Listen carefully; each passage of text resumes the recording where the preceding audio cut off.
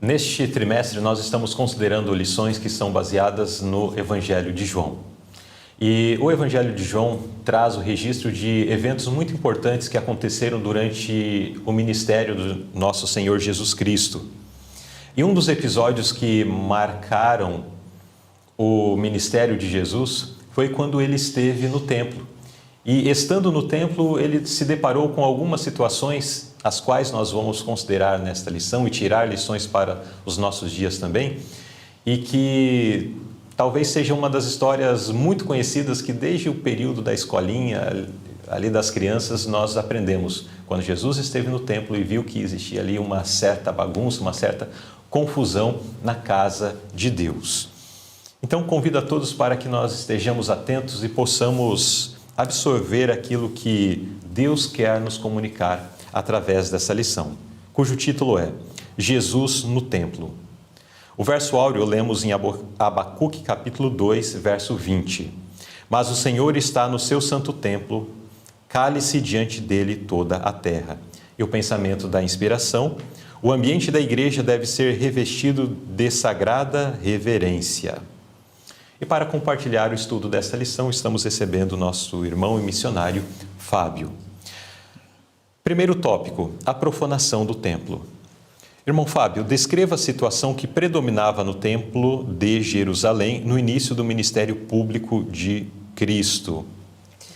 O texto de João, ele deixa aqui para a gente assim, ó.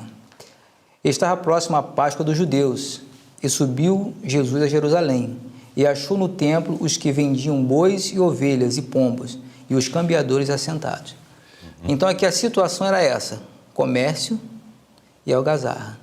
Essa é a situação do templo naquele momento. É interessante quando nós avaliamos o comércio que acontecia ali, não era apenas a negociação, né? Mas existia um negócio fraudulento que acontecia ali nas dependências do templo.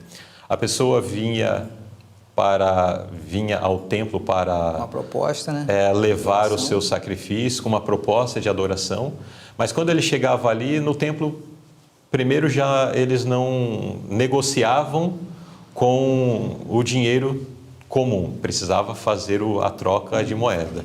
E aí já existiam fraudes que eram praticadas. Depois não era qualquer animal que era aceito para o sacrifício. Eles historiavam: não, esse animal aqui não serve. E forçava a pessoa a negociar um outro animal para oferecer esse sacrifício. Então, a casa de Deus havia se tornado um grande comércio. Grande barulho, confusão. Uma algazarra tremenda ali.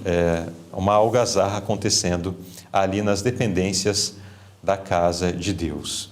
A nota chega até a mencionar que os negociantes exigiam preços elevadíssimos pelos animais que vendiam e em seguida compartilhavam os ganhos com os sacerdotes e líderes, que assim se enriqueciam à custa do povo.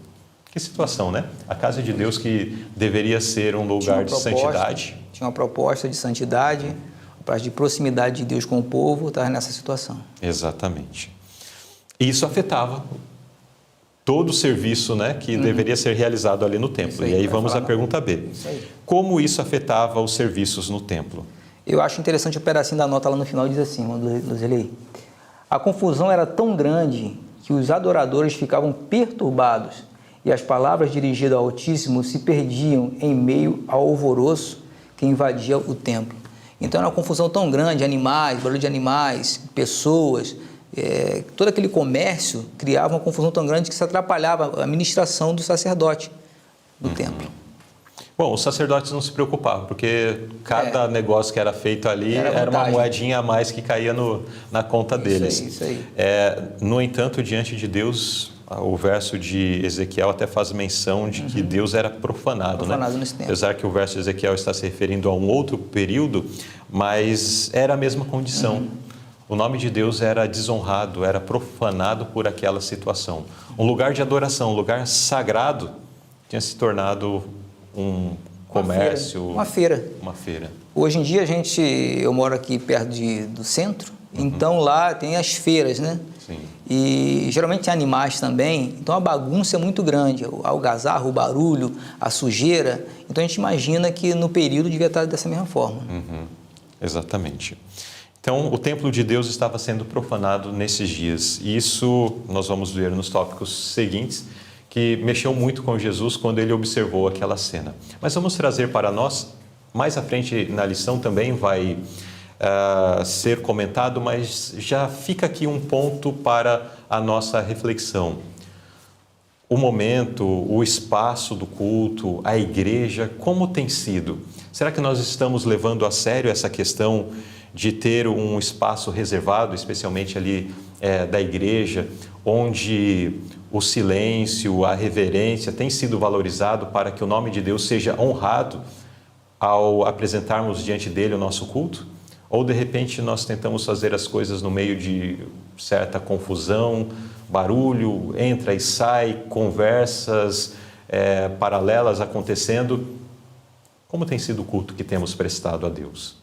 Vamos refletir e, à medida que estivermos estudando essa lição, vamos fazendo essa reflexão e vamos também vendo onde eu, Luzerley, você que está nos escutando ou está nos assistindo, podemos contribuir para que o nome de Deus seja honrado, seja glorificado, contribuir para que haja verdadeira reverência no ambiente que é consagrado a Deus.